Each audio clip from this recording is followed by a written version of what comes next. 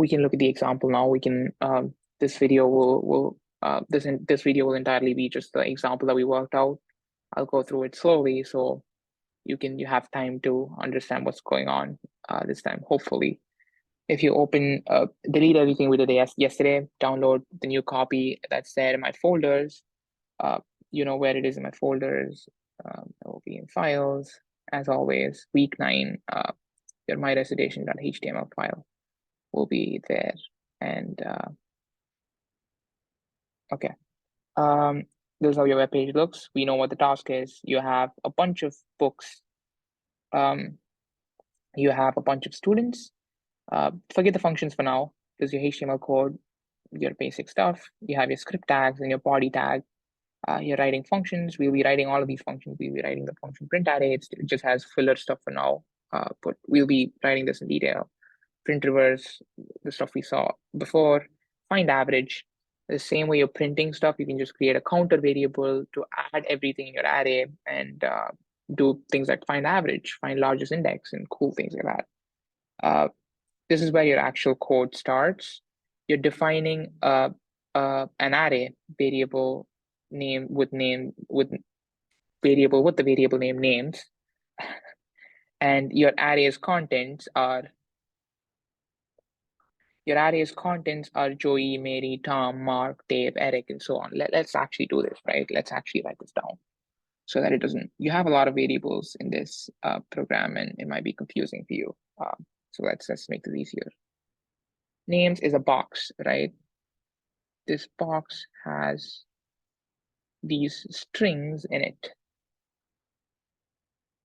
as we see.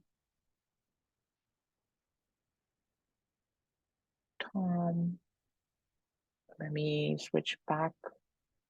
Stop share. Make this big. Wait, it is pointing the right way. Okay. Tom. Oops, but I need. Can you still see it? You still see that, right? What are you seeing? You're not seeing anything.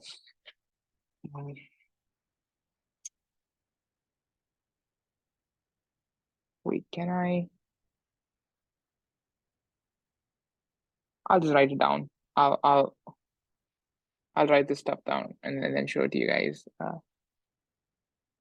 Hopefully. Okay.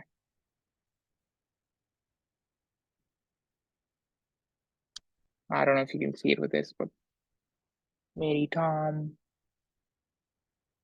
Mark, Dave, Eric, Jen. Don't have enough room for Jen, but she can go somewhere here. Andrew, Dana, and Paul. Okay. So now let's make this entire thing a box, shall we?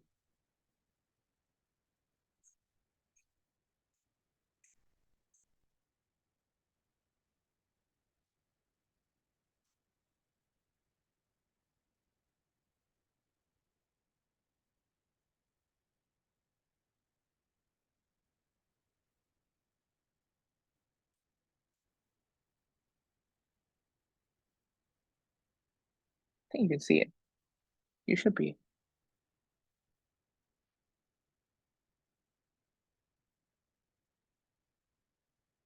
Again, sorry that it's kind of split. I don't have enough room to fit them in one. This is your names array, right? Your variable names is an array with all of these strings in it. 0 has Joey, 1 has Mary, 2 has Tom, 3 Mark, 4 Dana, Eric, Jen, Andrew, Dana, and Paul, so on. Now let me share my screen again. Remember these variables, write them along with me if you have to, in your own notebooks or whatever. And you're creating a variable named books. Your books is an empty array of size 10. You have the same box, but it's all empty. And this stuff is just to randomly generate numbers. forget about it. You don't have to understand it. It's a random number generator. It just randomly generates numbers between 10 and 99. That's all you have to know. And you're doing books of I, which is basically from 0 to 10. You're setting that random number that you're generating. I hope it's big enough for you guys to see. Now I can go back to this. I'll put this here. Okay. So you're just storing those randomly generated numbers into your books array here, right? You're just saying books of I is equal to your random number that you're generating. And it iterates over from 0 to 10, 0 to 9. You store a random number in each of those.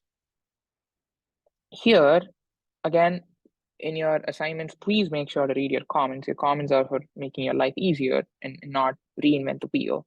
It's just for you to use the code that's already written properly. Here it says call traverse array in order, which basically means from 0 to 10. Traversing books owned in order. Here, remember, we are creating an array named books. We're storing random numbers inside books. And here it says call print array with books as argument. Books, again, remember, is an array here. Call print array, which is a function. We saw how to call function before. Call this function with books as argument. But it says replace this. It says print the array values in order. This is what we have to replace, right? This is just document.writing. It's not the code we want. This is where we write our for loop. So your print array function should basically just be called here and basically print all the books that we're storing here in order. So think about it. You can pretty much just reuse the code. You're creating a for loop to store values in order. Can you just not? Can you not do this? You shouldn't. Copy pasting code is terribly wrong. It's the worst way to learn. You're not learning anything. You're just copy pasting. But think about why this will or wouldn't work. That's where I'll start off with, and then I'll write my own code. It's basically doing the exact same thing. You're creating a variable I, iterating from 0 to 10. Here you're generating a random number, and then you're assigning that random number to books.I. But instead, all you want to do is just write that thing. I want the books in order right after traversing books owned. I want it between these two lines. I want my array here. I'll increase it in size so you can see. I'll just do document.write. I don't need this random generator, remember? Document.write, what am I writing? The thing where I'm storing my values, right? I'm storing my values in books of I, which is my randomly generated number.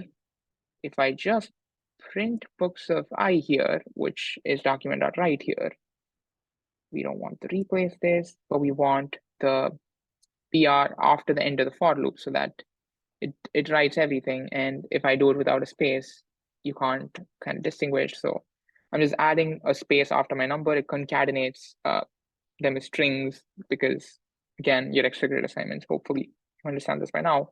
You have a space after your number, your randomly generated number. And this is your function print array, right? You have a for loop. You're printing books of I the same way we did it in all these things before, your previous video and this, even in the lecture yesterday. We're printing books of I, which will be, say, for example, any number between 10 and 99, right? It can be 12, for example. The first one will be 12, and you're adding a space to that, remember. So you're 12, and there'll be a space after 12. And then your next number, say 40, 48. 48, and a space after that, and so on. Let's save this. Nothing will happen to our code because we're not calling our function. You should know this by now. You should be expert with functions by now, hopefully.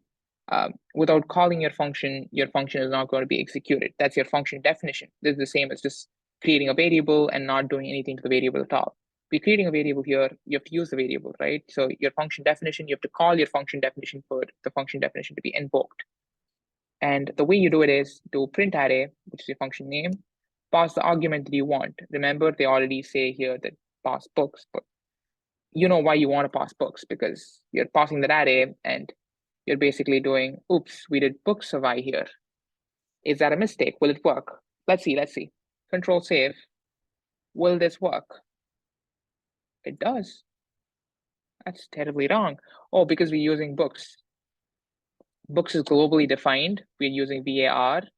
If I'd use LET, it will not work. Forget that. Forget the distinguishing. But since books is universal, books will work. But okay, I know in which case it won't work. Let's see that now. Forget everything that I just said in the last minute. You have a function. Your argument is a here. Remember that. Just remember that detail. Your argument here is a. I'm hungry as shit, so I'm gonna munch on something. Your argument is a, but in your function, you're iterating over a for loop, and you're printing out books of I. Your I is your iterator. You're printing out books of I and not a of I. Remember the distinguishing. You're taking an a as your input. Here we're passing books. So what gets passed to the function? I'll write this down and show it to you.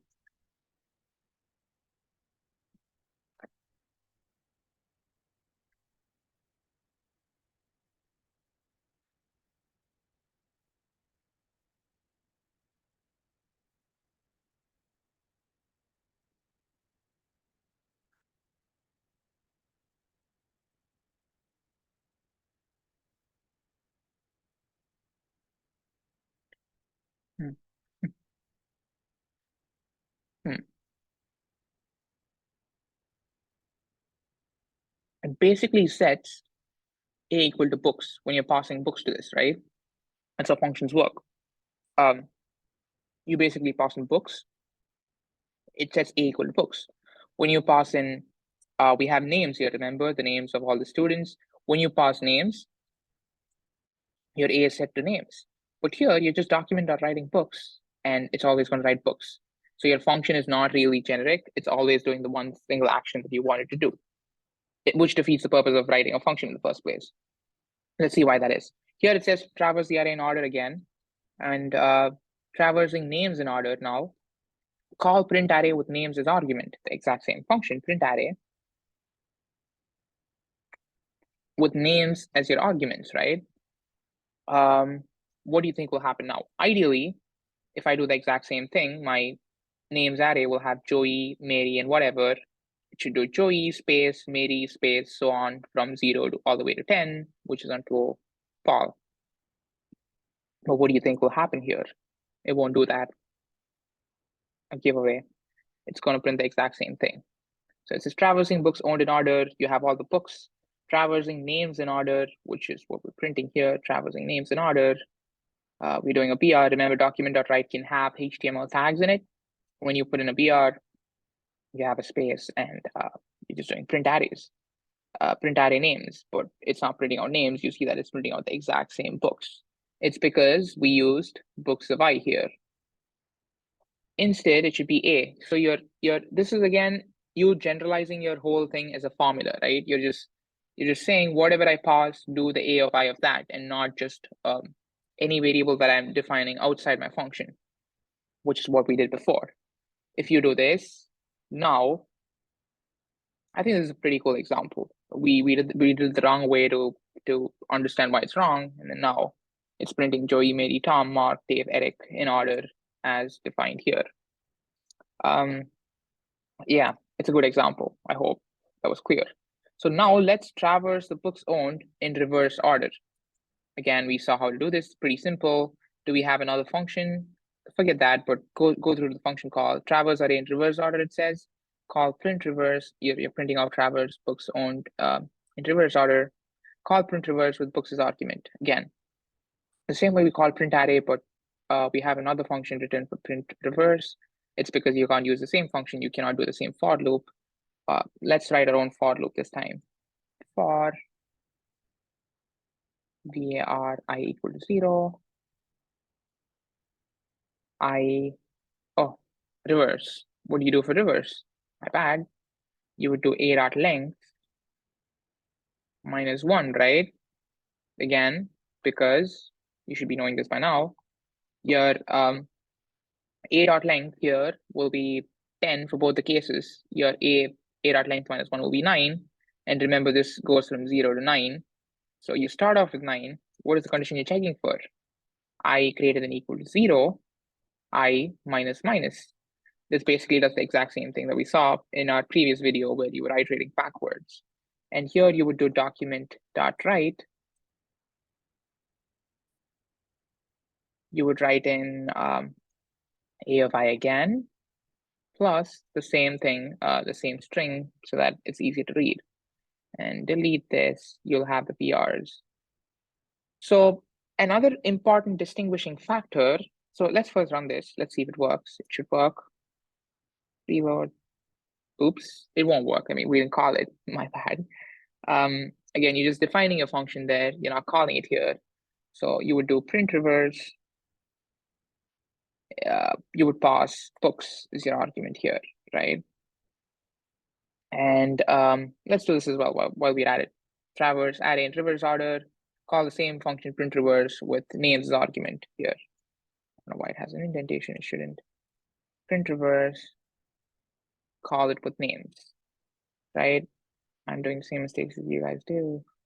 Not putting in semicolons. Bad habits. Okay. Now it should work. Oh, I got confused. I was like, why is it 40 and 40? When you traverse in reverse, it's 40 because it starts with a 40 and ends with a 40. Let me reload it. It's confusing. Okay, it starts with a 91. You can see 91, 19 is the second last 19, 89, and so on. The same way when you flip this, Joey goes to last, Paul comes to first, Dana, so on. You can see Mary, Tom, Mark, whatever. So your function works fine. What happens?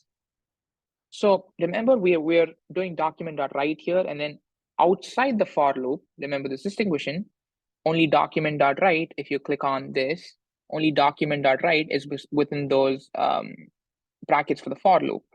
You have your PRs, you're doing 2 break lines after your document.write, after your for loop. Why is that? Is that an important distinguishing factor? Yes, it is. Let's say I put that thing here instead, and I commented out. What do you think is going to happen now? Make a guess, like we do in class always. Like you guys say empty, like you guys just don't react in class. It's empty here as well. I'm recording in an empty classroom, so I can't see a difference. That was a joke, by the way. Okay, let's go back. Let's see what happens. What do you think is happening now? It's doing the 2 break lines, the 2 BRs for every single element in your for loop. Do you get it? It does 30 space whatever 2 break lines, 16 2 break lines. It does it 10 times. It does the same thing here again 10 different times. But if you take this out and put it outside the for loop, it finishes off your for loop, which does it for 10 times. After your for loop is done, every time you call the function, your for loop gets executed, and then you finish it off with document.write. So it just does it once. It does the 2 break line thing only once here. If you call it inside, since we're going from 9 all the way to 0 or whatever, 0 all the way to 10, 0 all the way to 9, it does it 10 times. So you will be doing PR 10 different times. You will be doing break lines 10 different times. I hope you get the distinguishing factors. I don't think anybody is going through this in this detail. If you actually understand this, it's pretty cool. You have a good understanding of programming if you get this. You can switch to any programming language that you want. Hopefully you get it. That's the point of me recording this. So let's go back again, finding average of array values. So we've printed the arrays in order and in reverse order here. Well and good. The next part is the average of books owned in the array is 0. It's not 0. It has an average. So basically adding all of this up and dividing it by 10, right? Your average is just the sum of every single number in an array divided by the number of elements in the array. In this case, it's 10. It can be anything. It can be different. The randomly generated numbers need to be added up and divided by the length of it. What is this? There's so many things open. Okay, so let's see what happens. Finding average of array values. Your average is set to 0. Assign to variable average the result of calling find average with books as argument. Remember another distinguishing factors from the functions recitation. In functions, we always return something, right?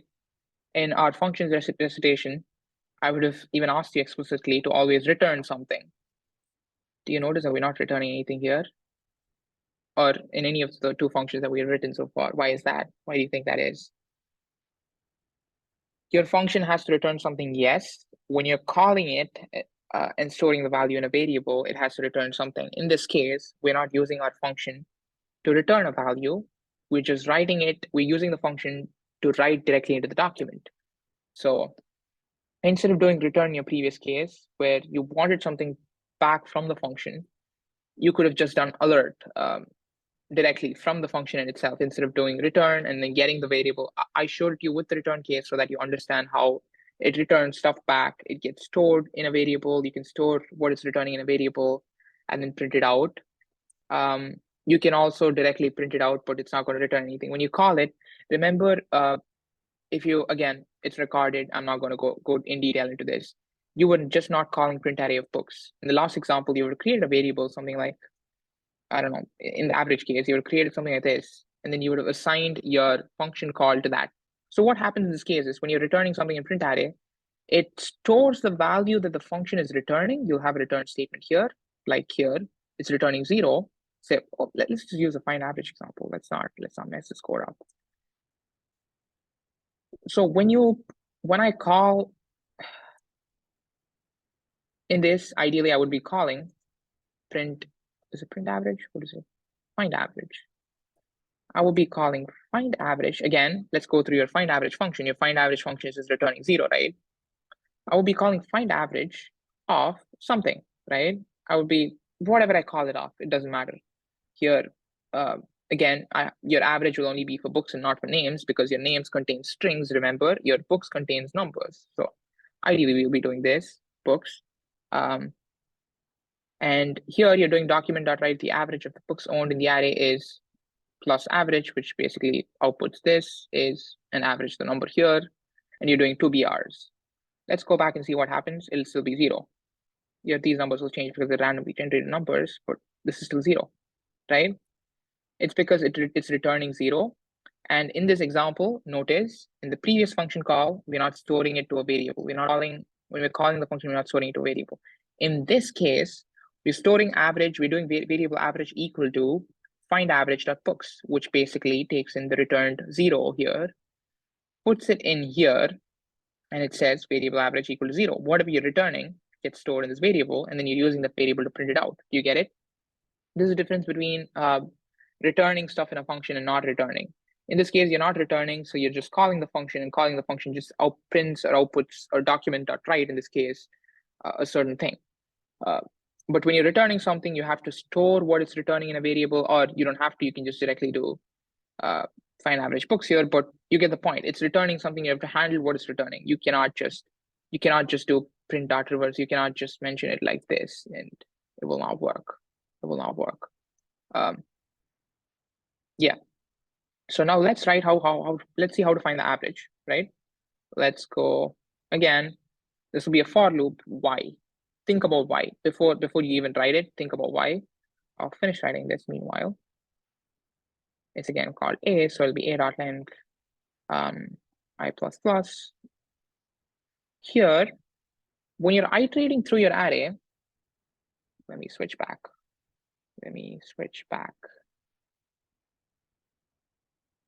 I hope you can see it. Let's take this example, perfect example. Remember, we're iterating through our array anyway. We're doing 0, 1, 2, 3, 4. To find the average, we saw that we need to add all of these up, right? We need to add all of these up, and we need to divide by the number of elements there are. So in this case, 5. And first, let's get this out of the way. What is 5? How do you know it's 5? My array.length, right? Your length is 5, and that's why you have 5 elements, and your average is basically the sum of everything in the thing by the number of things there are. So your divided by will always have my array.length. And how will you add this up? You're just basically, when you're printing it, you're just doing 0, you're printing this, you're doing console.log or document.write, you're printing 1, 2, 3, 4. Since you're going through them separately anyway, can you just not add them up? Can I just not do 20 plus 40 plus 50 plus 70 plus 10? That is all you have to do, right? Add all of these up, divided by the length. That's all you need to do. So create a counter variable, assign a counter variable, I don't know, I'm calling it sum, right? Even before I go into the for loop. Remember, initialize this before going into the for loop. I'll tell you why. In your for loop, instead of just doing document.write, do sum is equal to sum plus, what is that? My array of I, right? That's what we've been using to access your thing. So your sum in the first case will be 0. Once you go into the for loop, this stuff will be inside your for loop. I'll just do for. I won't write the stuff, you know what goes inside there, but you're basically adding up, you're saying my sum is equal to sum plus my array of I. So first will be 0. This has to be 0 for you to begin with, because your sum when you begin with will be 0. It will do 0. Sum here will be considered a variable, which is where you're storing the value into. Your sum here will be the value of the variable sum is 0. Your my array is 20. My array of I is 20 in the first case, because your I will be 0 in the first case. Your sum will be 20 now, right? When you're running the for loop, after you're done running with when your I is 0, it'll be 20. So as we saw before in your iterator, your I will next become 1. So what happens when your I becomes 1? You'll move on to this, and your sum now, this is your variable sum, this is your value sum. Your sum now will be 20 plus my array of I, which has 40 stored in it. I hope this makes sense. Please tell me it does. Please tell me it does. Your I is 1, my array of 1 is 40. 20 plus 40 is 60. Your sum changes from 20 to 60, and so on. You keep doing it until the end. I hope this makes sense, please. So think of this for loop, the exact same for loop. Before this for loop, you would do sum equal to 0, sum equal to sum plus my array of I. It will keep adding up 20, it will add 40, it will add 50, it will add 70 and 10. So if you don't set sum equal to 0 from in the beginning, your sum will be some undefined number here, right? Your sum will be some undefined number if you don't if you don't initialize the term initialize. Declare initialize. Declare is calling with sum a variable. This is declare. This is initialization. Doing equal to 0 is initialization. If you don't set it to 0, your sum will be undefined, right? If you don't set a value to it, it'll do undefined is equal to undefined plus my array. Let's look at the code. You've seen enough of this. Let's look at the code. I'm just creating a variable sum. I'm not setting it to 0. Let's see what happens. And I'm doing sum equal to sum plus a of I, the exact same thing that I showed you there. Remember, so sum, if it's 0, it'll keep adding stuff up. In the end, we just return. Let's create another variable called average, just in case. Just to we can actually do the operation in the return, but forget it. We'll just do this. Sum divided by a dot length, right? Because your a dot length here will be 10. Your sum will be all added up random numbers generated for those 10. And 10, the sum divided by 10. That's basically what average is. And let's return average. So what do you think this will return now? Let's call the thing. We're doing it already. Find average of books. You're doing average. You're printing average. What do you think it will show? Take your best guess. My guess is that it will be undefined, or not a number, NaN. It is NaN. That is because we haven't set sum equal to 0. Your sum, for any time you're adding up stuff, you want to add up stuff in your array, you have to set your counter sum equal to 0. If you don't do that, your sum has some random number stored in it, some not a number stored in it. undefined number, NaN. Stored in it, NaN is equal to NaN, your sum equal to NaN plus whatever value. NaN plus NaN is NaN is basically infinity. Not a number, is basically infinity. Infinity plus any value is infinity again. Sum equal to infinity. It keeps doing it all how many ever times, 10 times here. Sum equal to infinity. Infinity by 10, whatever random number is still infinity. It stores average equal to infinity, it returns infinity. You're calling that your function returns infinity, you're storing that here, you're saying average is equal to infinity, and you're printing infinity. Does it make sense? No. So set it equal to 0. Now sum is equal to 0 plus the first element. So it'll have your first element's value, first element plus second element. Sum will have first two elements plus the third elements and so on. I hope this makes sense.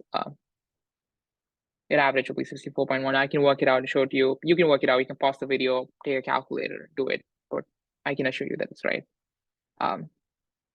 So that was a fun example. Average. I wouldn't call it fun. I'm hating my life now. It's too long. How do you find the largest number in this array? How do you pinpoint to one and say, okay, this is the largest thing? And how do you do that? Here we can see clearly that it's 96, but how do you know that it's 96? How do you check that? This is where your logical thinking comes in. This is where programming gets fun. This is where programming can really bring out your mathematical thinking. I don't know. It's in a way it's just a form of patterns in math. If you think about it, that's why math is very important. Let's not get into it. Yeah. So I'll work this example out. I'll show you. Why is it still on my home screen? I don't think I'll need that anymore. I'll just stop the video. Yep. Okay. Find the largest index. Let's go to this. We're having a variable where has, it basically takes in the same way this. It returns here in this case just returning 0 for now. So your where will be 0. Your largest will basically have to store. So when you're calling the function find largest index, you want your function to return the index of the largest number. So in this case, let's just take the normal order, right? Your 96 is 0. It's the first element. So your index here is 0.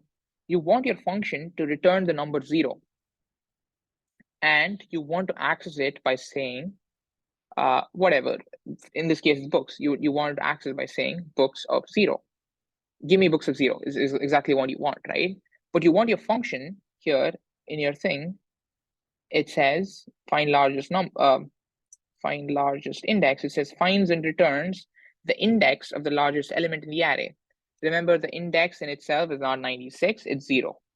Your array square brackets of index has 96 stored in it.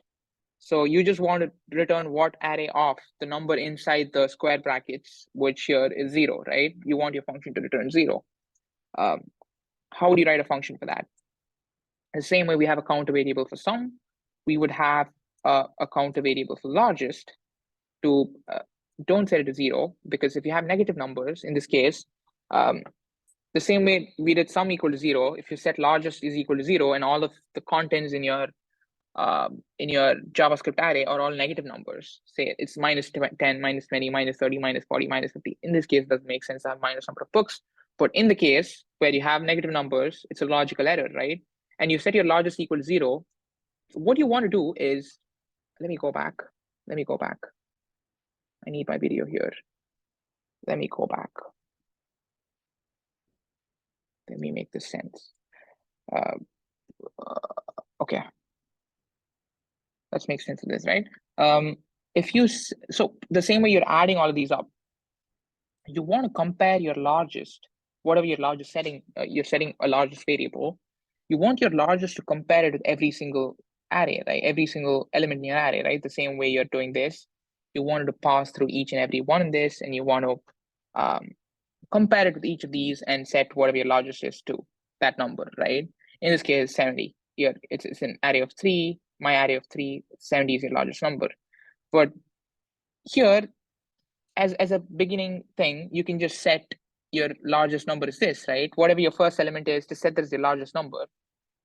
Check if that largest number, so I'll call this largest, it's getting too messy, I know, but my array of 0. I'll just initialize that outside the for loop. Even before I go into the for loop, my largest number is always my first number in the index, the first index in the array. Now, I want to check every single time I go through the array, I want to check if the element in that array is bigger than the element I already have stored in largest. So your largest now has 20, remember, my array of 0 is 20. So let's run the for loop, right? Your for loop will go through here. It will check, is 20 greater than 20? No, it won't change largest. Is 40 greater than 20? In that case, you write an if condition. You say if your array of I greater than largest. If your array of I is greater than largest, you change your largest to 40. And you see that there is, in our function, we're trying to return the index, right? So your index here is 1, but your largest only has 40 stored. So you'd want another variable that says something like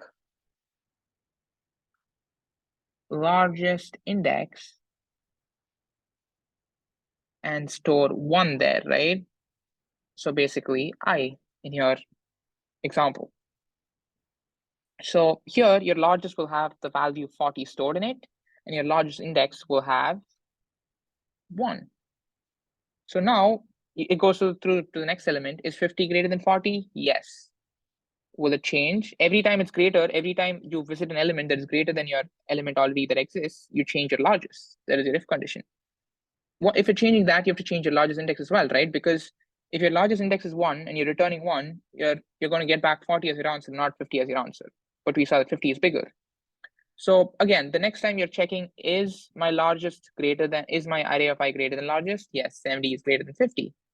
You update 50 to 70, you update 2 to 3 here because 70 is in the third position.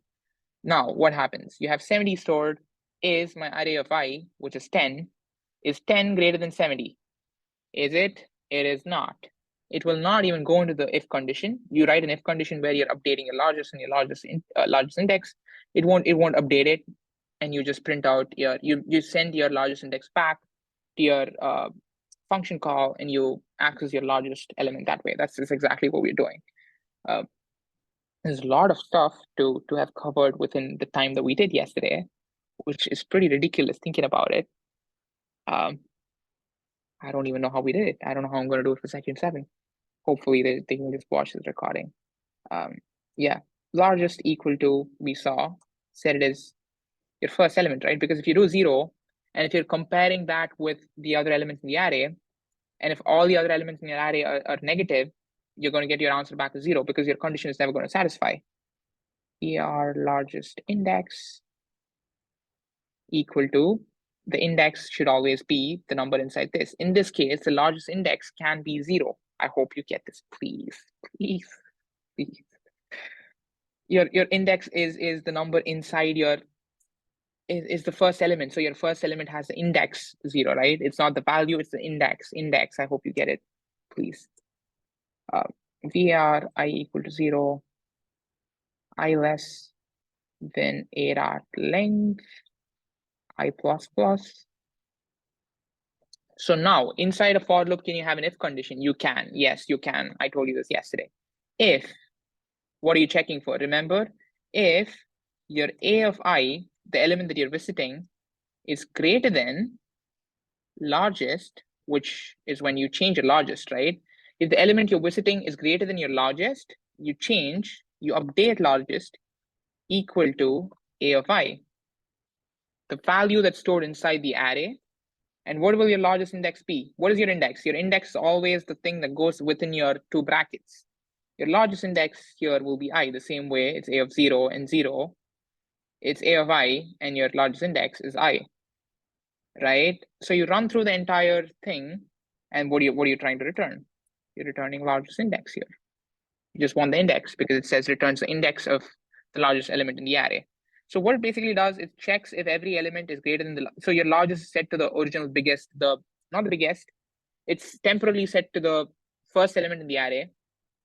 it can be any element. It doesn't have to be 0. It can be 10, it can be 9, but since usually we don't know how long the array, if you have a variable length array, you'll have an element of at least 1 in it. So we assign it as the first element to start off, but you can do any way you want. If you know the size of it, you can say a of 7 or a of 6 or whatever you want.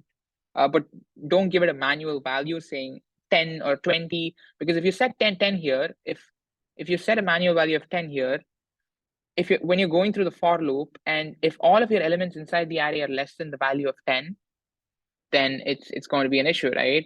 It's going to return 10 here, because this condition is never going to satisfy. If all the elements in array are less than the largest number, which is your 10 here, if it's say 1, 2, 3, 4, 5, your 5 will never be greater than 10. So your largest will never get updated.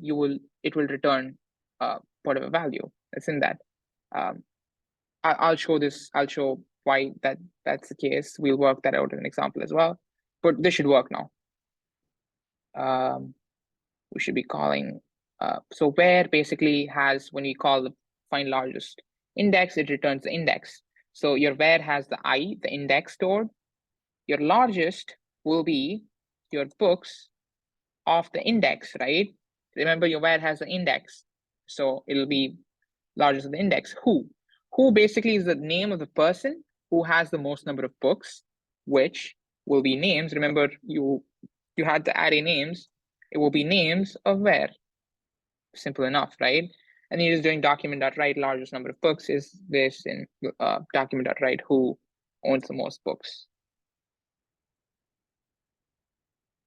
So in this case, it's 89. Last time it was 96, it's 89. Your reverse order is 89. Your largest number of books owned is 89. It works, yes. And Joey owns the most number of books. In this case,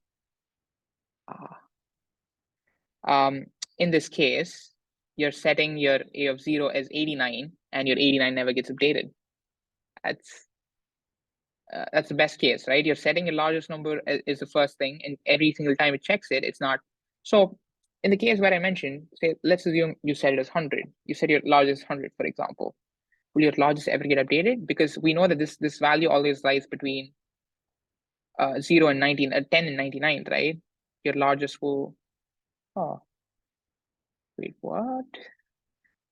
Oh, your index here, your index, oh yeah. This is another complicated example that I don't want to show you guys for now, please. Stick to this, stick to an element in the array. Stick to this, it will work.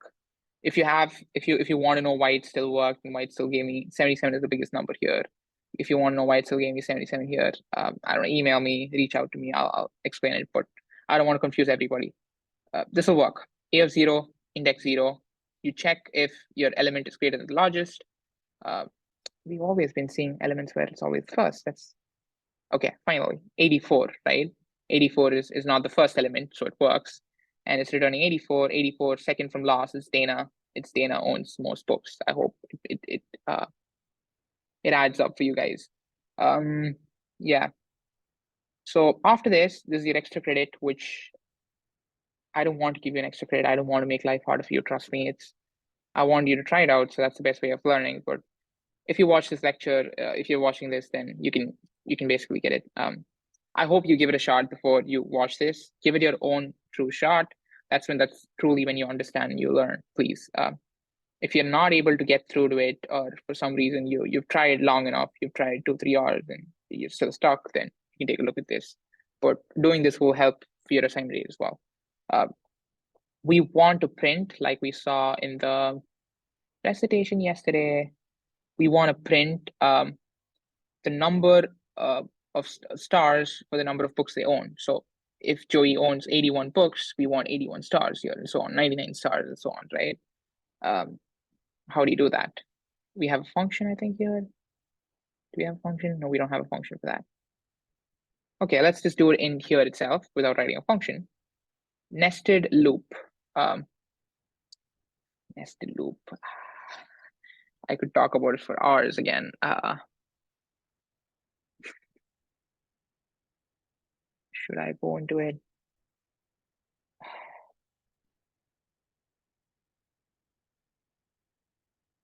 Let's see. Let's just do it.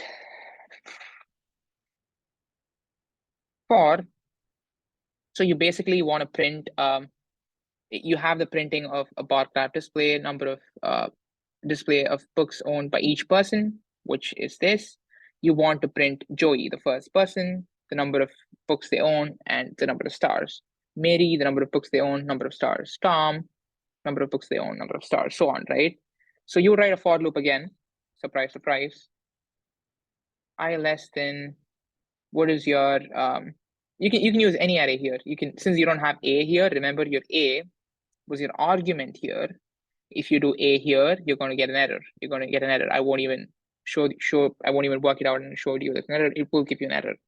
Just pick anything. Pick, since your books and names are your two original arrays, which both have the same size 10, you can choose either of them.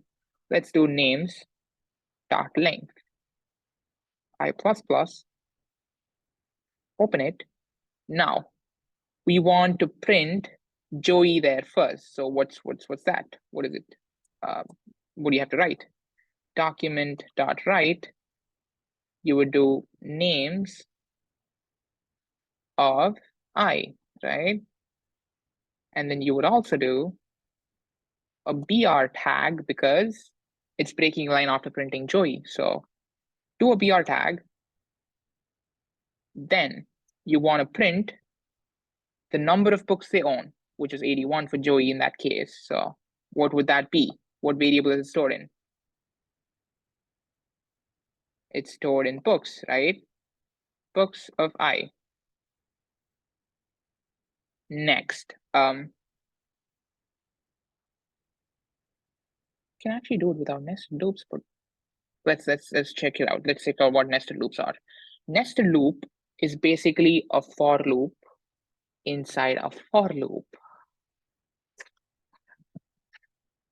Single for loops were hard enough for you guys. I don't know why they want me to go through nested for loops in your first introduction to for loops, but God bless. I hope you guys do well in life. I really do. I really do. Trust me. Okay. So you want to print, in this case, you have Joey. You want to print 81 stars, right? How are you going to do that?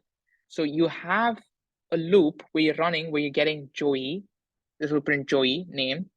This will print 81 in that case, 81 books. You want to print 81 stars inside. How are you going to do that? How are you going to do that? You would have a for loop inside a for loop. You're creating a variable j. What should you assign your variable j to be? It can be, again, 0, or it can be a lot of other things. Let's see why. J less than, here it's your length, right? It's the length of your array. Here you have 81. You need 81 stars. What is 81 stored in? It's stored in books of I, remember? Books of I is basically 81 here. You're creating a variable j. You're saying it's equal to 0. J is less than books of I, so j is less than 81 to j++. This is a for loop, remember, inside a for loop. So now you're doing document.write. This needs to be a string, a star, right? You're printing as many stars here. This will be the right answer. Usually I work out a wrong case so that you understand why it's wrong and then show you what's right, but it's just too long. It's too long. Oh, we need to put a PR after this. You see what the error is? It's printing. So 31 is first, Joey 31. You can count this out. It's 31 stars. But do they have a space? Yeah, they put in a space in between as well. So we can do a PR. And after was it books? After books, we can do a space to differentiate the stars from this thing. And after you do the stars, after you print out all the stars for the number of books you have, they also want us to do document.write. Not want us to, it's just so that it makes it better. You can read it better. And remember, this document.write PR is inside this for loop. When I click on that, it's inside that for loop, but outside the for loop that's on the inside. Okay. these are nested for loops, so for loop inside for loop. Same way you had if conditions inside if condition, you can have for loops inside for loops. You can have if conditions inside for loops. You can have if conditions inside for loops that are inside for loops. Let me just show you the output. Yeah, this is exactly what you want. Joey 94, Mary 73, 73 stars, and so on. You can verify, you can count each star and get back to me if I made an error. I'm pretty sure I haven't. So basically for each person in the names array, what we're doing is we're taking their books, we're initializing another variable inside that for loop, we're declaring another for loop, we're saying do this operation, which is print stars, as many times as the number of books they own. And yeah, just do that and print a PR after it. I'm running late. I have so much work to do. This is it for the recording. I hope you understood it. If you still have any queries, email me. I can set up Zoom calls whenever. Join my Zoom room. I get an email. Even if I'm working, I'm always on my emails, and I can kind of join your call quickly and clarify your doubts, and then hop on to my work again or do it side by side. Yeah, that's about it. You better like, comment, share, subscribe, whatever it is that YouTubers do on this video. I took in a lot of effort to do this. Please do that much at least. And you better give me a good rating at the end of the semester as well. You'll have an end of semester review or whatever. You better give me the best rating that is possible and write all good stuff about me. I'm sure it's illegal to do that. I'm sure it's not right to like blackmail you guys, but yeah. I hope it's all good. And yeah, I'll see you guys next week. Bye-bye.